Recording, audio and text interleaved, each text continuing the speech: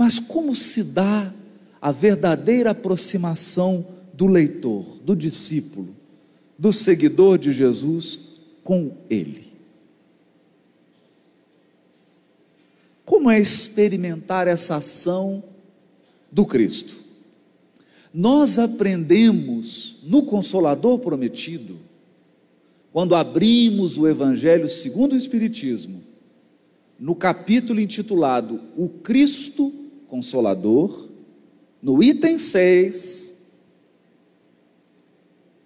há uma mensagem do Espírito de verdade, destinada aos sofredores. Ele vem falar do sofrimento. No segundo parágrafo há essa luminosa frase: no silêncio dos vossos pensamentos, no silêncio dos vossos pensamentos, eu, o divino agricultor, cultivo as vossas almas. Cultivo as vossas almas. E não é preciso nenhuma concepção fantástica, miraculosa, extraordinária para entender esse fenômeno. Há 200 anos atrás, talvez fosse difícil para um leitor do Evangelho segundo o Espiritismo entender essa frase. Mas hoje que a pessoa toma um celular na mão e manda um WhatsApp e conversa com alguém no Japão, nós falamos aqui agora, e os nossos irmãos da rede Amigo Espírita, os nossos amigos da Rádio Fraternidade estão acompanhando essa fala agora, alguns em outros países, ao vivo, instantaneamente.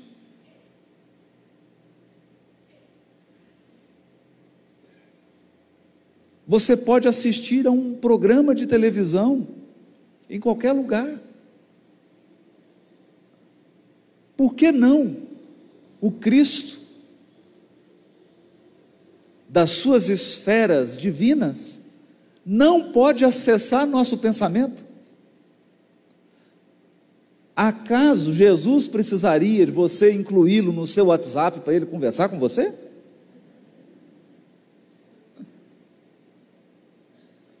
Será necessário comprar um iPhone para Jesus? Não. Pelo pensamento ele sonda a intimidade de cada um de nós. Pelo pensamento ele acompanha a vida, as experiências e os testemunhos de cada um de nós.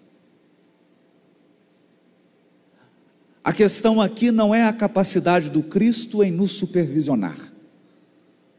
O ponto importante é a nossa capacidade de receber-lhe as influências. Estamos abertos e sensíveis à percepção da influência dele em nós? Será que somos capazes de fazer um silêncio espiritual realmente genuíno para que o Cristo possa nos orientar? E se ele o fizesse? E se nós atingíssemos um silêncio da alma tão profundo que fôssemos capazes de ouvi-lo, de vê-lo? O que aconteceria? Bom, deixe-me contar uma história.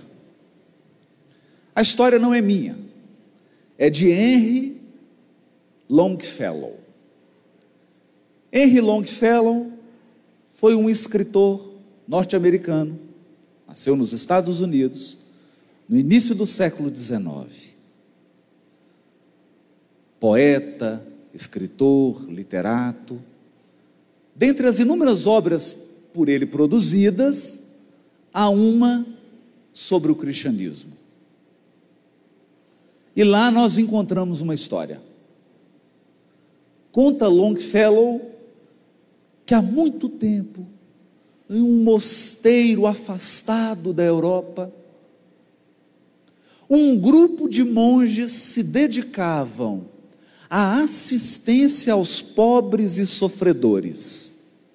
Todos os dias,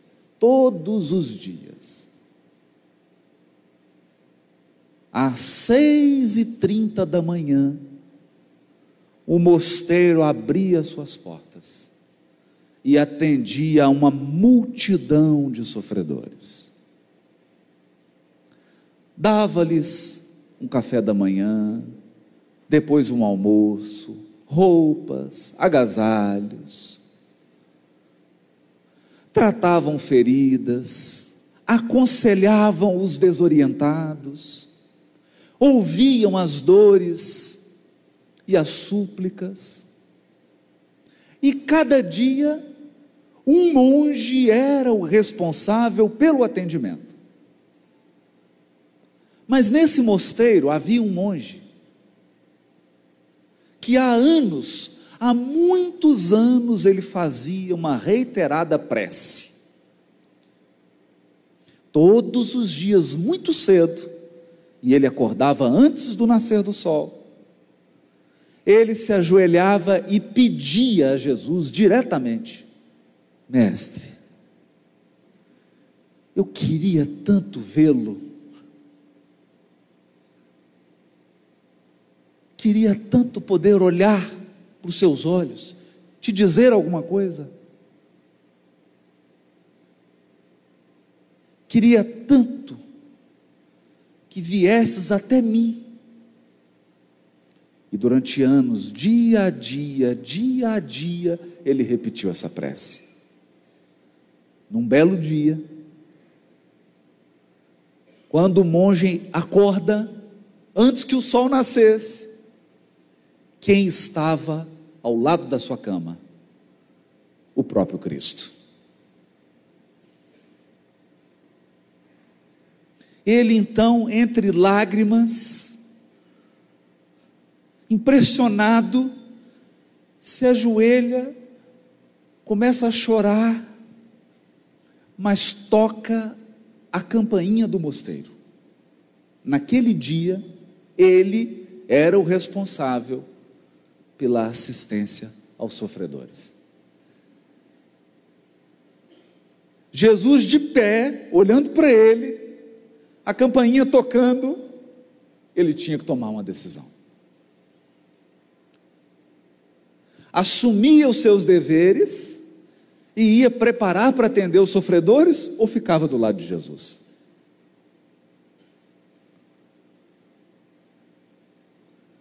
Ele então, homem envelhecido e habituado ao cumprimento do dever, espiritualizado no trabalho de amor junto aos sofredores, deixou Jesus e foi atender. Atendeu um por um, mas com o coração amargurado. O que ele tinha pedido por anos e anos e anos, a presença pessoal do Cristo, ele havia conseguido, mas as circunstâncias da vida não permitiram que ele usufruísse aquele momento. Ele atende com a cordialidade, com a bondade que lhe eram peculiares, atende a todos. Quando termina as suas atividades, ele volta cabisbaixo, triste, para o seu aposento. E quando ele abre a porta, para a sua surpresa, lá estava Jesus, aguardando por ele. Ele não sabia se ria ou se chorava. Ajoelhou-se e Jesus lhe disse o seguinte: meu filho, se você tivesse ficado aqui, eu teria fugido.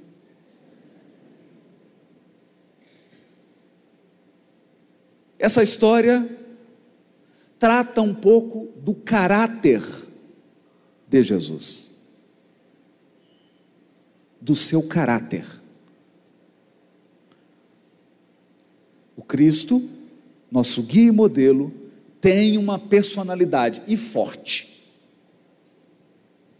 Ele tem um amor imenso pelos sofredores. E ele conta com cada um dos seus seguidores num trabalho de formigas para erradicarem o mal do mundo.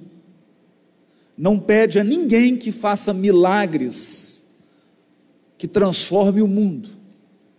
Pede apenas que cada um de nós transforme a si mesmo e atue onde Deus lhe colocou. Faça o melhor onde você está. Porque não se trata de quantidade, de qualidade. Não será uma pessoa que fará todo o trabalho. Seremos milhões dividindo a tarefa. Milhões dividindo a tarefa. Cada um pouquinho. Cada qual um pedacinho. Mas harmonizados e sintonizados com o Espírito do Cristo. Sintonizados com o seu caráter, com a sua postura, com a posição do Cristo diante do mundo. E onde alcançar essa posição? Onde descobrir? Vamos fazer como o monge? Orar alguns anos, pedir que Jesus venha? Eu tenho medo. Vai que ele vem e me vê e fala alguma coisa.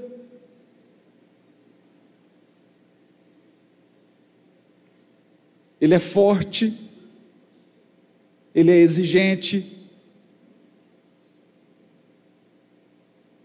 Será que eu estou preparado para amar o quanto ele espera? Bom, a verdade é que nas páginas do Evangelho, sentido, vivido, pensado e meditado, nós temos acesso ao Cristo.